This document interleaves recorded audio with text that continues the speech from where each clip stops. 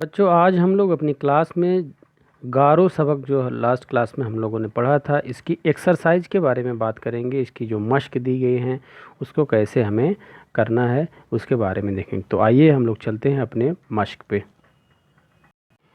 सबसे पहले इसमें मायने दिए गए हैं, इन मायनों को आप लिख लेंगे और याद कर लेंगे। जैसे लिखा है मुआशरा मतलब समाज, खाना बदोशी ऐसे कबीले जो कोई मुस्तक़बिल घर नहीं बनाते, बंजारे वाली ज़िंदगी जो जीते हैं वो अपना घर भी नहीं बनाते हैं मुस्तक़बिल में यानी भविष्य में। खूनख्वार यानी लहू पीने वाले दरिंदे, जो खून पीते हैं दरिंदे यानी जानवर, वो उनको खूनख्वार कहते हैं। ज़रखेज़ मतलब ज़मीन उपजाऊ जो होती है। कब्ल मसीह यानी हज़रत ईसवी के पैदाइश से पहले, बीसी बिफ़ोर क्राइस्ट जिसको बोलते हैं काफ लाम, यानी ईसा पूर्व, जिसको हम हिंदी में बोलते हैं ईसा पूर्व यानी पहली ईसा पूर्व। ये जो गारो कबीले की बात है ये इनका, तो ये तकरीबन पहली ईसा पूर्व की आस पास की बात है। ईसा पूर्व और ईसवी यानी दोनों आस ही पास हैं, तो पहली ईसा पूर्व के आसपास की बात है। वादी मतलब दो पहाड़ों या पहाड़ियों के बीच का हिस्सा, घाटी। दो पहाड़ियों के बीच का जो हिस्सा उसको वादी कहते हैं। इसी तरह वसाइल मतलब ज़राए मतलब संसाधन। फिर रवायत है चलन, रस्म, प्रथा, फैशन जिसको बोलते हैं। अक़ीदत यानी ऐसी मोहब्बत जिससे इज़्ज़त का जज्बा भी शामिल हो, जिसको हम इज़्ज़त भी देते हों और बहुत मोहब्बत भी करते हों। तो इस तरीके से ये मायने हैं, इन मायने को आप लिख लेंगे और सबक के दौरान आपने जो नए मायने आपको लगा हो उसका आप यहाँ पे आगे इजाफ़ा कर लेंगे। ठीक है, फिर उसके बाद हम लोग आगे बढ़ते हैं। फिर दिया है नीचे लिखे हुए अल्फाज को बुलंद आवाज़ से पढ़ना है। ये कुछ अल्फाज दिए गए हैं इसलिए ताकि आप कभी इनको लिखते वक्त गलती न करें। तो इनको हम देखते हैं। लिखा है मुआशरा यानी हमारा समाज। फिर क्या है, खूनख्वार यही जो लहू पीने वाले यानी दरिंदे। कब्ल मसीह यानी बीसी बिफोर क्राइस्ट आपको बताया गया है। ईसा पूर्व जिसको हिंदी में बोलते हैं। ब्रह्मपुत्र ये एक दरिया है। रिहाइश यानी रहने की जगह। तरगीब यानी प्रेरणा मिली, ये भी। मुक़द्दस मतलब पाक और साफ़। तो इस तरीके से ये कुछ अल्फाज हैं, इनको आप लिख लेंगे और हमेशा के लिए ये इसको भूलना नहीं है, कभी भी इसकी स्पेलिंग गलत ना हो।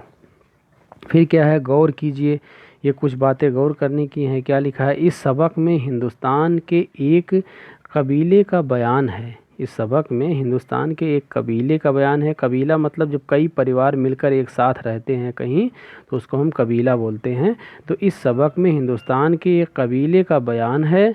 आम तौर पर कबीलाई अलग थलग ज़िंदगी गुजारने के आदी होते हैं और अपने कबीले के अलावा दूसरों से मिलना जुलना कम पसंद करते हैं। यानी ये लोग दूसरों से मिलना कम पसंद करते हैं, अपने में ही खुश रहते हैं। कुछ परिवारों का ग्रुप होता है तो इसको हम क्या बोलते हैं, कबीला। यानी कि इसमें कबीले के बारे में बताया गया कि आखिर कबीला होता क्या है।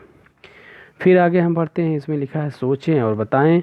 मतलब कुछ सवाल दिए गए हैं, इनके मुनासिब जवाब लिखना है। जैसे पहला सवाल है, गारो कबीले के लोग एक मकाम पर क्यों बसना चाहते थे। तो गारो कबीले क्यों बसना चाहते हैं, क्योंकि उनका अपना कोई घर नहीं था, कोई मकाम नहीं था। तो इसके जवाब में हम लिखेंगे, गारो कबीले का अपना कोई रहने का मकाम नहीं था, जगह नहीं थी, और वह बंजारे की ज़िंदगी खाना बदोशी की बंजारे और खाना बदोशी की ज़िंदगी जी रहे थे, इसलिए वह किसी एक जगह पर बसना चाहते थे। ठीक, इस तरीके से लिख लेंगे पहले सवाल का जवाब।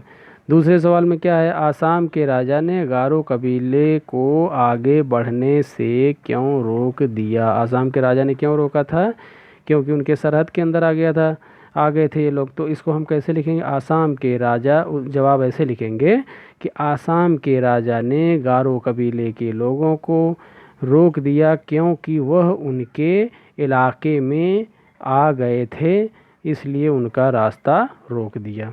ठीक है, फिर हम इसी तरीके से तीसरा सवाल देखते हैं। लिखा है, जापा जलेनपा और सुगपा बुनगपा के नाम अकीदत से क्यों लिए जाते हैं? तो लिखना है जापा जलिंपा और सुगपा बुंगपा के नाम अकीदत से इसलिए लिए जाते हैं क्योंकि ये लोग गारो कबीले के लोगों की रहनुमाई करते थे और उन्हें आगे बढ़ने की तरगीब देते थे, प्रेरणा देते थे। ठीक है, ऐसे ही लिख लेंगे जापा जलिनपा और सुंगपा बुनुपा के नाम अकीदत से इसलिए लिए जाते हैं क्योंकि ये गारो कबीले के लोगों की रहनुमाई करते थे और उन्हें आगे बढ़ने की तरगीब देते थे। ठीक है, तो इस तरीके से ये आपके ये तीसरे सवाल का जवाब हो गया। अब चौथा सवाल है आपका, लिखा है गारो पहाड़ी किस सूबे में वाक़ है?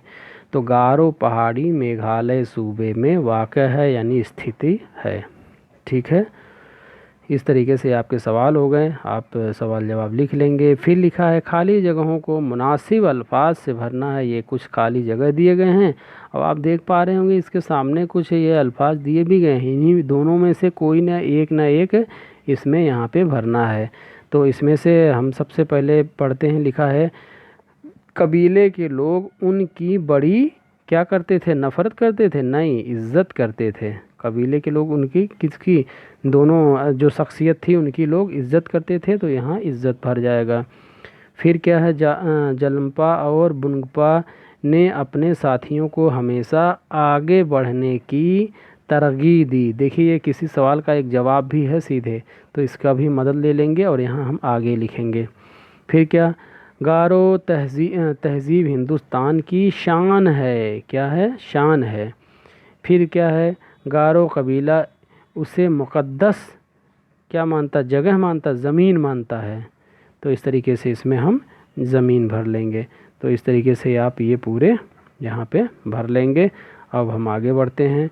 अब लिखा है इस सबक में दो लफ्ज़ बाअसर और गैर मामूली। यहाँ असर के सामने बा आया है, गैर मामूली के सामने गैर आए हैं। इनमें लफ्ज़ असर से पहले बा और लफ्ज़ मामूली से पहले गैर लगाकर नए अल्फाज बनाए गए हैं।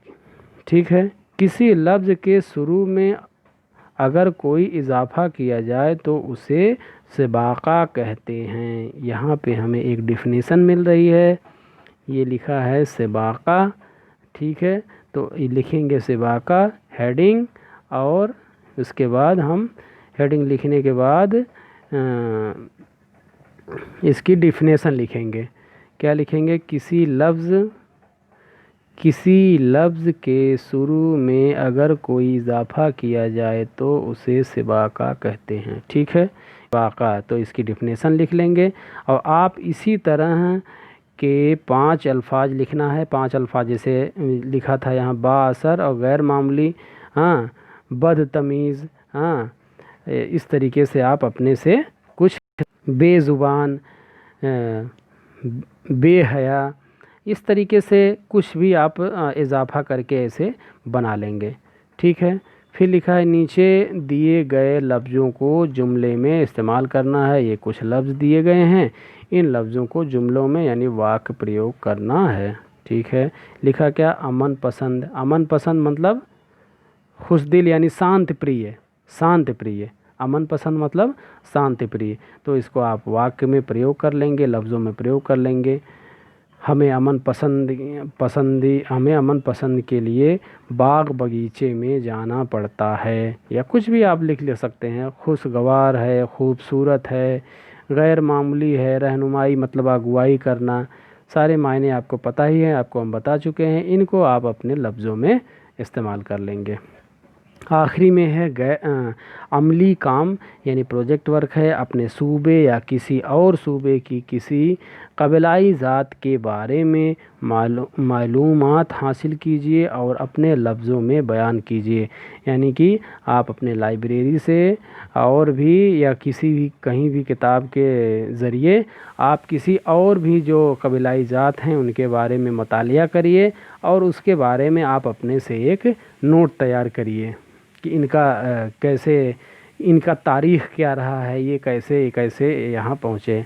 आज इनका नाम है। गारो कबीले के लोग, दूसरा है गारो कबीले के लोग ने लंबा सफ़र तय किया था। अगर आपने कोई सफ़र किया हो तो इसका हाल बयान कीजिए, यानी अगर आप अपनी ज़िंदगी में अभी तक कोई लंबा सफ़र तय किए हो तो उसके बारे में बयान करिए, उसको लिखिए। तो इस तरीके से आपका ये आपकी एक्सरसाइज रही। तो इसमें इसको आप पूरा कर लेंगे। इसमें सबसे ख़ास बात ये रही, एक बार फिर से हम चलते चलते बात कर लेते हैं। सिबाका एक नया एक कवायद का अपना एक नया वो आया। तो इसकी डिफिनेशन, किसी लफ्ज़ के शुरू में अगर कोई इजाफ़ा किया जाए तो उसे हम सिबाका कहते हैं, जिसको हिंदी में हम प्रत्यय कहते हैं। इसको सब लोग लिख लेंगे और याद कर लेंगे, और ये 5 जो मिसालें हैं इसको भी लिख लेंगे। ठीक है बच्चों, मिलते हैं अगली क्लास में।